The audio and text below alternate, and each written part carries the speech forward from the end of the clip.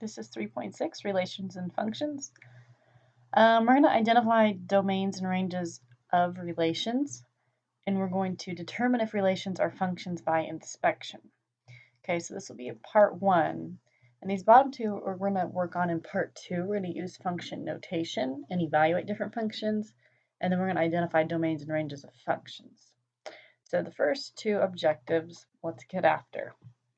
What is a relation? Well, a relation is any set of ordered pairs. The set of the first components in the ordered pairs, we know that those are the x's, but we also call them the domain of the relation. The set of the second component, those are the y's, and we call those the range. So domain comes first, then we have the range. So a relation is a set of ordered pairs. It's not typically just one ordered pair. It's going to be a set. So we have set notation. Set notation are these squiggly brackets. So this is the set of the ordered pairs 0, 1, 1, 3, 2, 5, 3, 5, and 0, 5. It wants us to find the domain and range. So domain, again, it's a set of the first component. So we need set notation, and we need all of the first components of the ordered pairs. So those are the x values. So I have 0 here, I have 1, then I have 2, and I have 3, and then I have 0 again. I can list it again, but it's already listed in the set. So those are the numbers 0, 1, 2, and 3.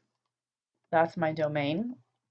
Now let's figure out the range. Again, range is a set of numbers, and it's the set of the second components in this relation. So those are the y values.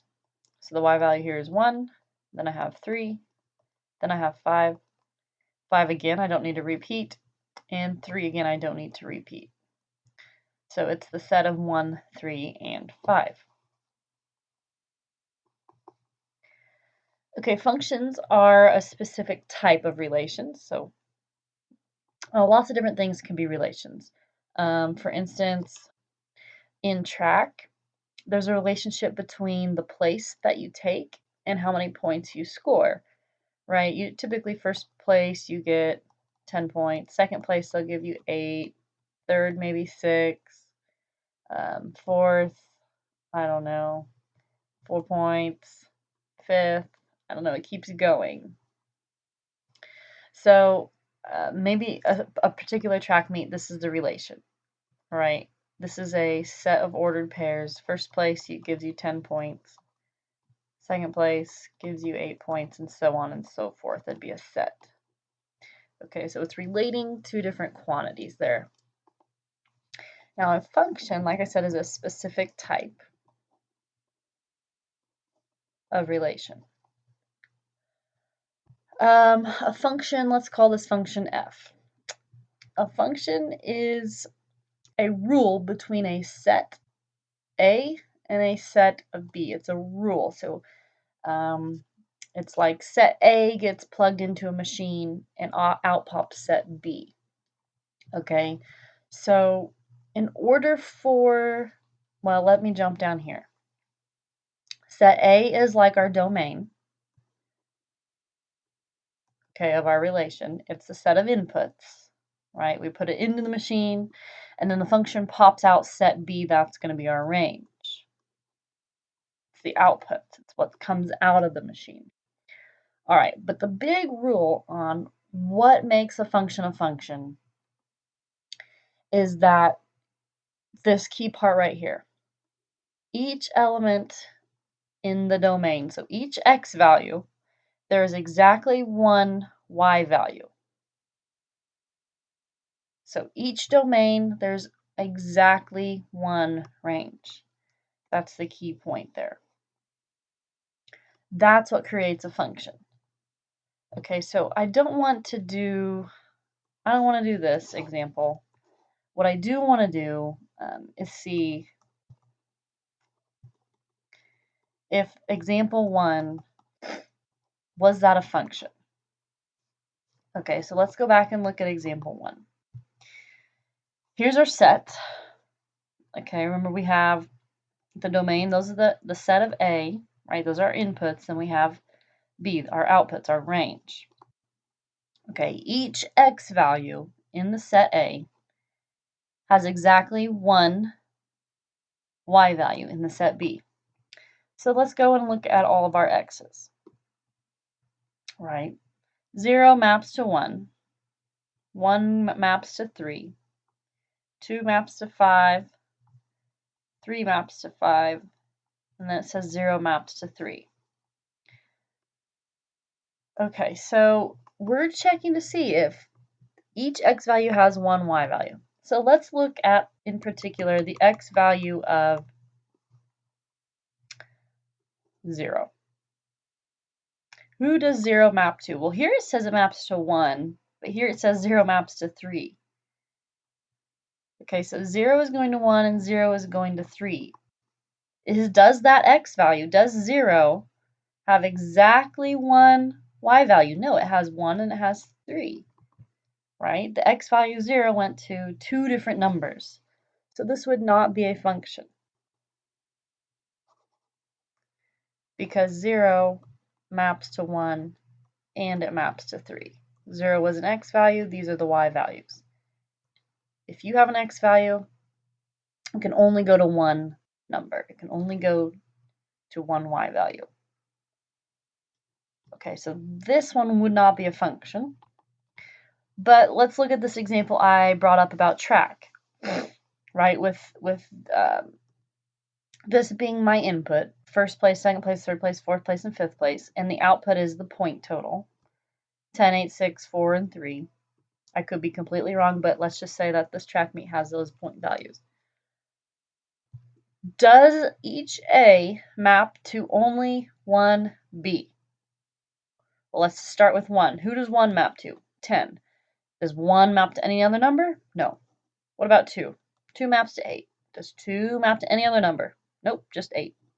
3 maps to 6. I don't see 3 going to anything else. 4 maps to 4. 4 is not going to any other number. 4 is not going to 10. It's not going to 8. It's not going to 6. It's only going to 4. And then 5 only maps to 3. So this one would be considered a function because the x values only went to one y value, right? I didn't have 2 go to 10 and go to 8. So that's a function. It's a special type of relation, right? Just because this first example, example one was a relation. It's a set of ordered pairs, but it's not a function, okay? So things can be relations and not functions. That's fine. But a specific type of relation is eligible to be a function if the x values only go to one y value. Let's talk a little bit more about characteristics of functions. So each element in the domain, so each x value has to be mapped with something. Okay, it has to go to something in the range for it to be a function. All right, so you can't just have 1, 2, and 3 sitting out here. And these are your x's and these are your y's. And 1 goes to 4 and 2 goes to 5, but 3 doesn't go into anything. Okay, so each x has to go to something. Number 2 says some elements in the set B, so some elements in the range may not go to anything though. So if I have that same relation here, actually let's add to it. If I had this relation 4, 5, 6, 7, and 1 goes to 4, 2 goes to 5, and 3 goes to 6, that's fine if nothing goes with 7, right? As long as each one of these goes to something. Okay, so this would be okay. Number 3 says 2 or more elements of the domain may be matched with the same element in the range. So what that's saying is 1 might go to 4, 2 might also go to 4. Okay, so 2 or more elements in the domain may go to the same element in the range. So if both of them go to 4, that's okay, right? They each match to one number. 1 goes to 4, 2 goes to 4, 3 goes to 7. But what can't happen is number 4. No element of the domain can be matched with 2 different elements in the range. So 1 can't go to 4 and 5, right? 1 can only go to 1 number. Right here, now it's going to 2 numbers. All right, so that one wouldn't be a function. So those are some characteristics of a function. Refer back to this if you need to. Let's determine whether each relation is a function. I'm going to skip A for now and go down to B. So we're checking to see if the x value only goes to one y value. So let's check the x value of 1. Here it maps to 1, and I don't see a 1 mapping to anything else. Okay, so 1's good. Let's look at the value of 2. Saying 2 goes to 4, and I don't see 2 anywhere else in my domain. 3 goes to 9. There's no other 3 being mapped to anything different. 4 goes to 16. 5 only goes to 25, and 6, the only number it goes to is 36. So it meets this number 4, right? The x value only goes to one y value. So this would be a function. Okay. Let's look at C. Here are my inputs. Here are my outputs. -1 is mapping to 7. 3 goes to 2. 4 goes to 0. And 3 goes to 4. Is this a function? Well, let's check our inputs. The -1 only goes to 7. -1 doesn't map to anything else. 3 is mapping to 2. But look down here, it says 3 is mapping to 4. Okay, so that same element of 3 in the domain is going to 2 different numbers. It's going to 2 and it's going to 4. Okay, that doesn't meet qualification number 4 there. So this would be not a function.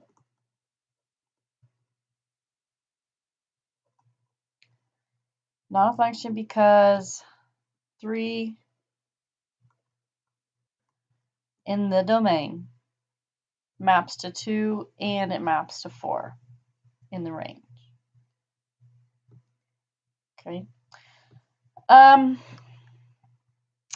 Let's look at D. Okay, D, I have an input of ABC and an output of 1, 2, 3, 4, 5. Okay, so it doesn't matter that they're numbers and letters mixed, right? This is still a relation. We're trying to decide if this relation is a function. So it shows here what they're mapping to. A is in the domain, it's going to 1 and 2 in the range. B is going to 3 and 4, and C is going to 5. So would this be considered a function? Well, let's look at your x value, your input value of A. Is it going to 2 different elements in the range? Yes, it's going to 1 and it's going to 2. That can't happen, right? A cannot be going to 1 and 2. Just like over here, 3 went to 2 and 4, A went to 1 and 2.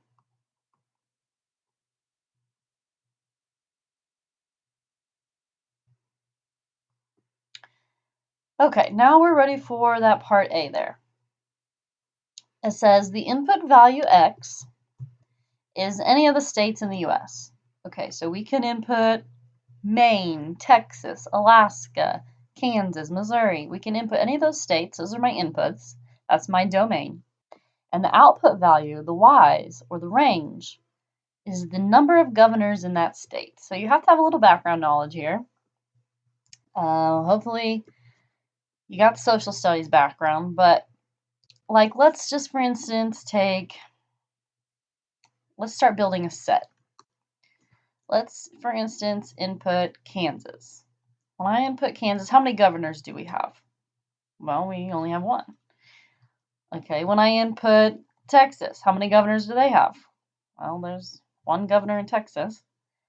When I input Alaska, yep, 1 governor in Alaska. And this keeps going, right? Any state that I plug in, how many governors is that state going to have? 1. Okay, so here's a piece of that set. let's determine if this is a function. Kansas maps to 1, Texas maps to 1, Alaska maps to 1, and it keeps going, right, for any state. Okay, so we need to check the domain values. Is Kansas only going to one specific number? Or when you plug in Kansas, are you getting out two different numbers?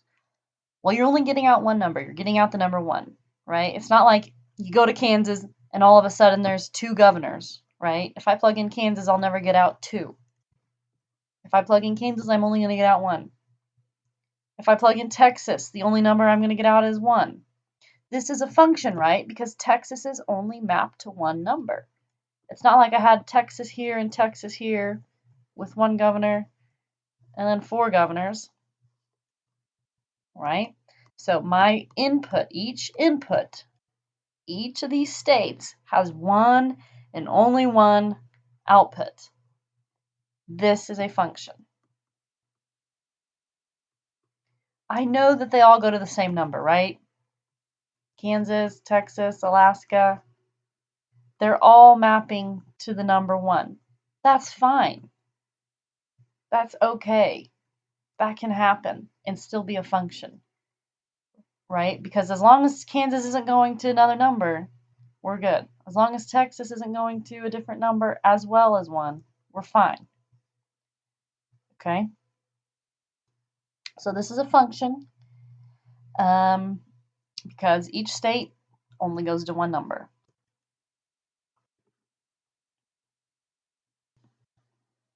Okay, let's use this idea of testing for functions, but this time let's use them on equations. Okay, last time we tested functions when they were in a t-chart, in a map diagram, in a set of ordered pairs. Let's look at equations. Okay, so remember that for an equation to be a function, there can only be one y for every x, right? There's only one domain for each x that you plug in. There can only be one domain. All right, so this function right here, y equals x squared. This represents a function. Y is the output, x is the input, right? So if you think about any numbers that you plug in for x, you're only going to get out one number for y, right? So if I plug in 1, what do I get for y? I get 1. If I plug in 2, what do I get for y? 4. It's not like I'm plugging in 2 and getting out another number, right? When I plug in 3, I'm only getting out one number, and that'd be 9. I can't square 3 and get a 10. I can't square 3 and get a negative 9. All right, so this is a function y equals x squared. We call x the independent variable, and y is the dependent.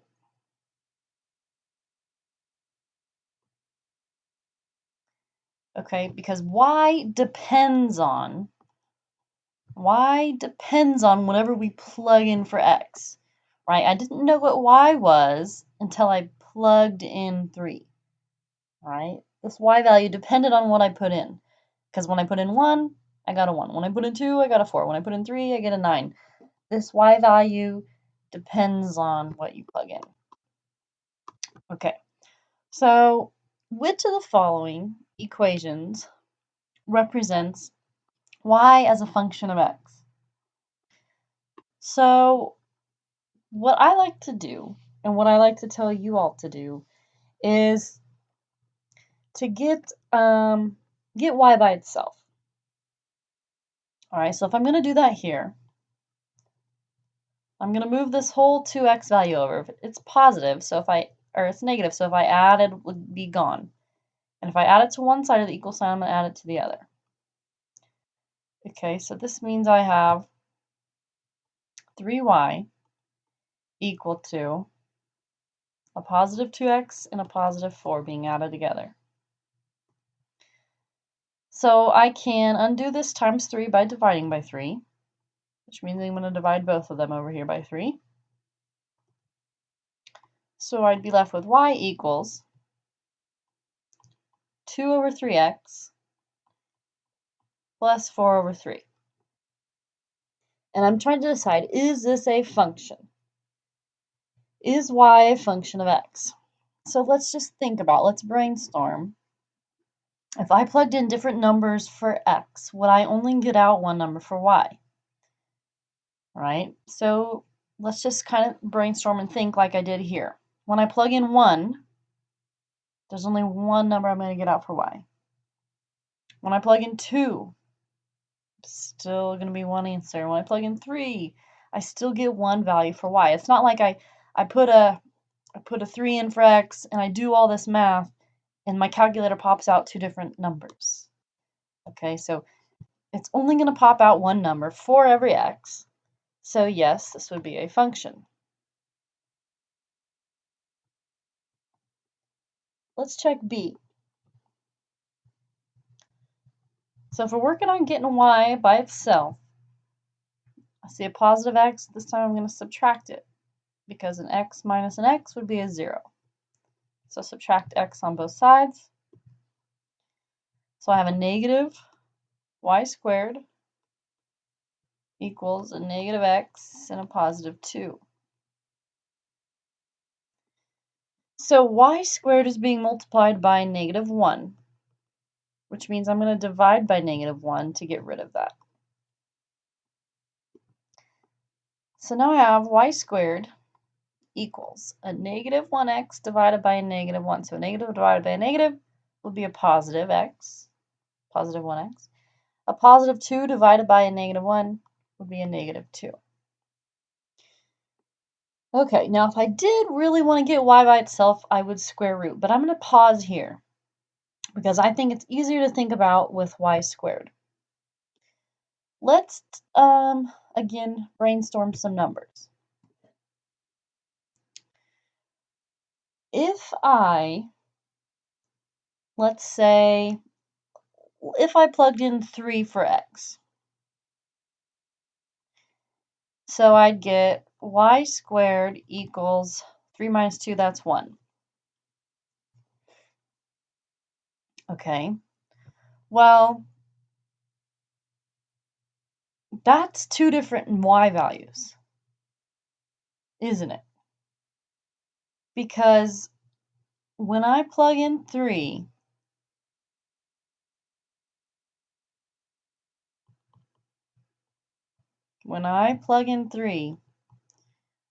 y can either be 1 or negative 1, and here's why. What is 1 squared? Well, that's 1. What is negative 1 squared? A negative 1 times a negative 1, that's positive 1. See how both of these numbers work for y squared equals 1, right? When x is negative 3, y could either be 1 or it could have been negative 1. All right, this is not a function. So let me describe it in the other way. If we square root, let's say we square root, because the square and the square root cancels. So I get y equals the square root of x minus 2. Now here's the deal. Square roots can be positive or they can be negative, right? The square root of 2, oh, that's a bad example. The square root of 4, well, that could be 2, but it also could be negative 2, right? Because this is saying what 2 numbers multiply together to get you 4? Well, you can multiply 2 by itself and get 4, or you can multiply negative 2 by itself and get 4. So it's a positive and a negative version, right? Just like I was saying with 1 and negative 1.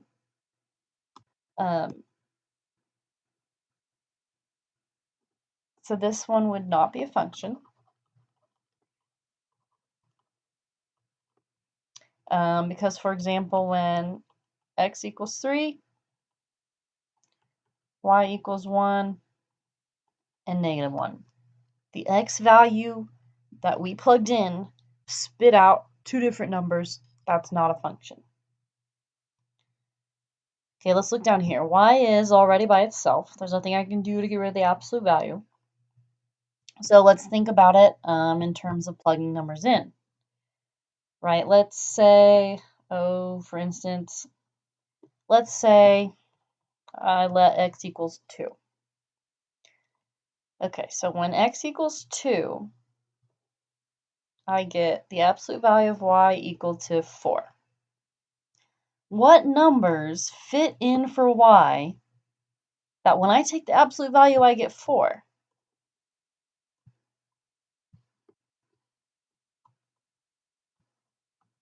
Well, the absolute value of 4 is 4. And if I put in -4 here, the absolute value of -4 would be 4. Okay, so when I plug in a number for x, there's always going to be two values for y in this type of equation. Right? I just did one example where x was 2. But you could plug in 1. You could plug in 4. You could plug in 5. You could plug in 3. And this is not a function, because one x value spit out two different y values. I want you to add this into your notes at the bottom of the slide. Just kind of a summary. Sorry. We said that, up here we said that this is a function. Y equals x squared is a function.